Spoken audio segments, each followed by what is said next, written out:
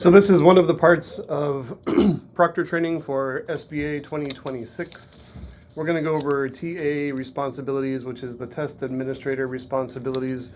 That's you if you're a person who is going to be overseeing testing in a classroom. Let's start with prohibited activities. Under no circumstances should you review, discuss, copy, or copy secure test content. Use secure test content to develop instructional resources, assist with or interpret test content for students, alter student responses in any way, or leave secure test content materials unattended in an unsecure location. What they mean by secure test content and materials is the student test ticket that they are going to get that will be in an envelope for you from me. Other than that, the only secure test materials would be the scratch paper for the ELA test and math test and the science test. So do not leave scratch paper or test tickets out. Make sure they get collected and put away at the end of every testing session. Also, never leave students unattended during testing. There will be people in the hallways to provide breaks and help with that sort of thing if you need someone to step in for you. Before testing, complete the training, this is part of what you're doing right now. Make sure all instructional materials are covered or removed from your walls and whiteboards. And so if there's anything around your room that might help a student on the test, make sure it is covered or removed from the wall. And make sure that you have a secure location for students to store electronic devices and personal belongings before and during testing.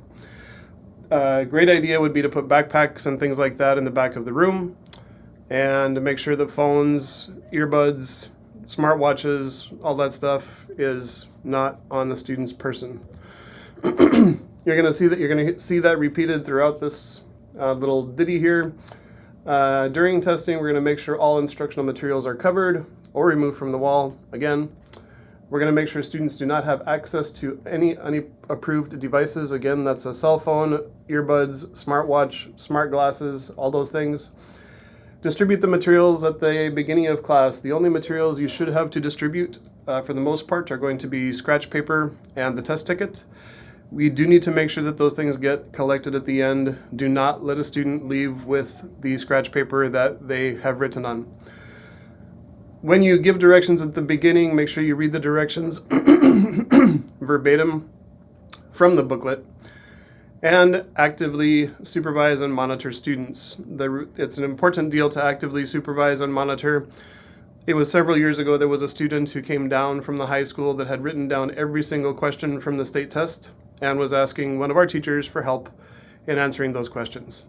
So don't let that be us. And if you happen to have a test incident, please promptly report it and we will respond accordingly. This is kind of a duh. You can't help students on the test. They must work independently. You cannot rephrase questions. You can't provide hints. And you cannot encourage a specific answer choice like, see, none of that, okay?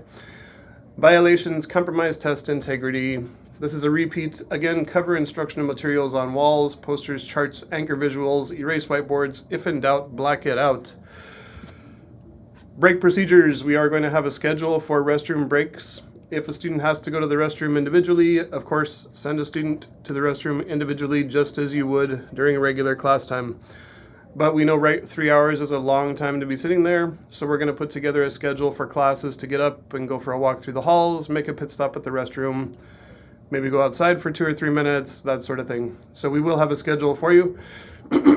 In the event that a student goes to the restroom or you take a whole class break, the student needs to pause their tests. They can either hit the pause button or they can close their, closing the Chromebook is probably a bad idea. Just hit the pause button. Students should not discuss the test. We can't control what they're talking about outside of school, so there's that. Anyway, you get the idea. Ending a test session when there are approximately 10 minutes left. I would say 15 minutes left, especially with the 3-hour window. If you're testing in a 3-hour window, I would give it about 15 minutes at the end, especially with ELA, to give kids time to finish what they're typing, finish their thought, and this kind of thing, and say, hey, in about 15 minutes, we're going to close this test down. Make sure you finalize your last answer before we finish this up so that you're ready to stop the test. I would give them another warning at 10 minutes, and then at 5 minutes I would be like, hey, it's time to stop what you're doing, get things shut down so we can get out of here. If students stay in the testing location after they finish the test, this is a big deal, and it seems very silly to me because the test is taking place in a secure browser. Students, after they finish the test, must close their Chromebook. They cannot have their Chromebook open. They can't be playing shell shockers or doing whatever. The only options for a student after they finish the test are something paper pencil based, or reading a book. And so once the test is finished for a student, the Chromebook is now considered an unapproved electronic. So again, it can be on their desk, but the Chromebook has to be closed after the test has been finished. After this thing is all wrapped up, make sure you collect all the scratch paper and test tickets again, put them back in the envelope that I gave you, and just keep them with you. Do not try to find me, do not put them in my box. Keep the testing materials in your classroom. I will come to you personally and pick up the packet that I gave you, and I will have some paperwork for you to sign, which will probably be the most entertaining part of your day. With that, everybody, that's the end of this providing of information for the test thing. Again, the three big things here are keep testing materials secure, cover stuff or take it down on your walls, make sure kids don't have unapproved electronics, including their Chromebook after the test. Make sure the Chromebook is closed. Thanks for watching.